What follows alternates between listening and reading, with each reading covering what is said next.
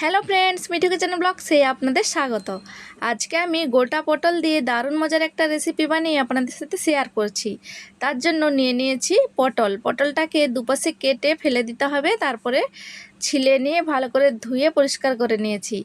তারপরে কড়াইয়ের মধ্যে দিয়ে দিয়েছি সর্ষে তেলটাকে কিন্তু অবশ্যই গরম করে নিতে হবে। তারপরে 1 চিমটি নুন দিয়ে দিতে হবে। নুনটাকে দিয়ে তেলের সাথে ভালো করে মিশিয়ে নিতে হবে। তারপরে পটলটা দিয়ে দিতে হবে। এইভাবে গোটা পটল দিয়ে একবার তেলের সাথে মিশিয়ে দেখবেন দারুণ একটা রেসিপি তৈরি হবে। আর এই রেসিপিটা এতটা সুস্বাদু হবে, আপনারা একবার না খেলে ভাবতেই পারবেন না যে এতটা দারুণ লাগে। গরম ভাত কিংবা রুটি একেবারে মানানসই রেসিপি হবে। আপনারা পুরো রেসিপিটা দেখতে থাকুন, নাহলে কিন্তু বুঝতে পারবেন না যে আমি আজকে গোটা পটল দিয়ে কি রেসিপি বানাচ্ছি।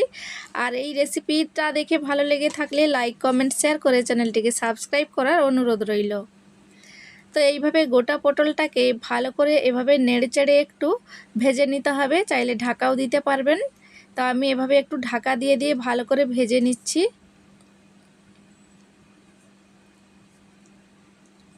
ঢাকা দিয়ে ভাজলে কিন্তু পটলটা তাড়াতাড়ি ভাজা হয়ে যাবে আর সেদ্ধও হয়ে যাবে।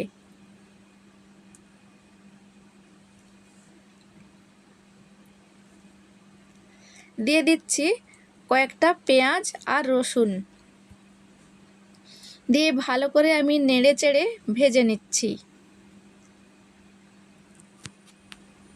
এই রেসিপিতে কিন্তু পেঁয়াজটা রসুনটা অবশ্যই একটু ভেজে নিতে হবে। আর আগে থেকে কয়েকটা শুকনো লঙ্কা আমি ভেজে রেখেছিলাম, সেই লঙ্কাগুলো দিয়ে একেবারে একসাথে মিশিয়ে ভেজে নিচ্ছি ঢাকা দিয়ে।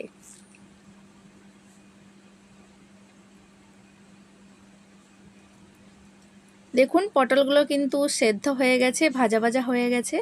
পেঁয়াজ রসুনটাও কিন্তু সেদ্ধ হয়ে গেছে, ভাজা ভাজা হয়ে।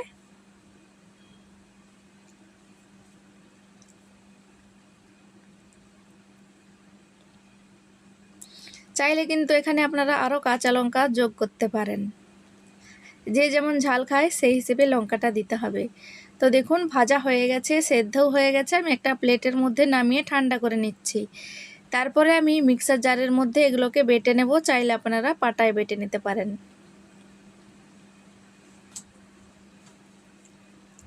ঠান্ডা করে কিন্তু বাটতে হবে।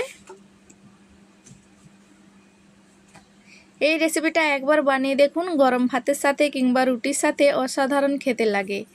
আর কোনো কিছু লাগবে না, শুধু এই রেসিপিটা হলেই কিন্তু খাওয়া হয়ে যাবে, এতটা সুস্বাদু লাগে।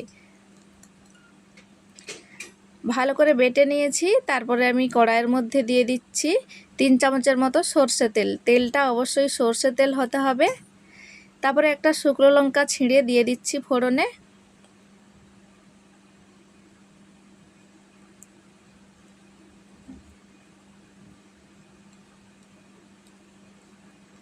তারপরে দিয়ে দিচ্ছি কালো জিরে ফোড়ন, দিয়ে দিচ্ছি সামান্য হলুদ, তারপরে দিয়ে দিচ্ছি হাফ চামচের থেকে একটু কম সাদা তিল। এইভাবে ফোড়নের সাথে ভাজা ভাজা হয়ে যাবে। চাইলে এখানে আপনারা পেঁয়াজ কুচি আর থেতো করা রসুনটা দিতে পারেন, কিন্তু আমি এখানে আর দিচ্ছি না কোনো কিছু।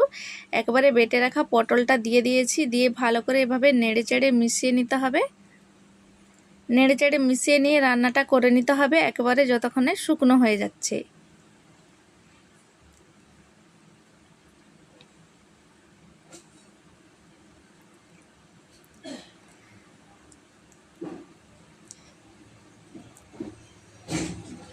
এইভাবে ভালো করে পাক দিয়ে নেড়ে চেড়ে নিতে হবে।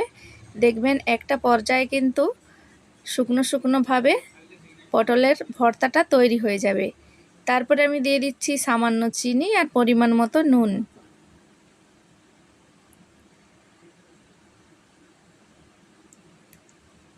নুনটা দিয়ে ভালো করে আবারও নেড়ে চেড়ে মিশিয়ে নিচ্ছি। নিশ্চয়ই আপনারা বুঝে গেছেন যে আমি আজকে কি বানাচ্ছি পটল দিয়ে। হ্যাঁ বন্ধুরা, আজকে আমি পটলের ভর্তা বানাচ্ছি একটু অন্যরকমভাবে। আপনারা একবার এইভাবে বানিয়ে দেখুন, অসাধারণ লাগবে খেতে।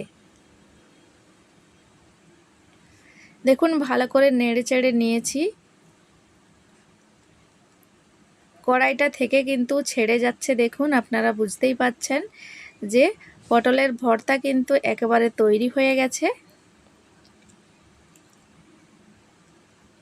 কড়াই থেকে এভাবে কিন্তু ছেড়ে আসবে ভর্তাটা হয়ে গেলে।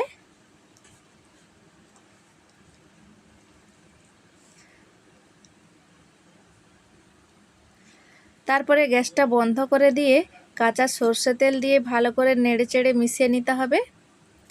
তারপরে প্লেটের মধ্যে আমি তুলে নিচ্ছি। তো আমাদের এখানে আজকে হয়ে গেল পটলের ভর্তা, ডেলিশিয়াস। তো দেখুন উপর থেকে একটা কাঁচা লঙ্কা দিয়ে সাজিয়ে নিচ্ছি, দেখতে কতটা দারুণ লাগছে। দেখুন গরম ভাত দিয়ে খেয়ে দেখবেন, অসাধারণ লাগবে খেতে। না বানালে কিন্তু আপনারা বুঝতেই পারবেন না যে কতটা দারুণ লাগে খেতে।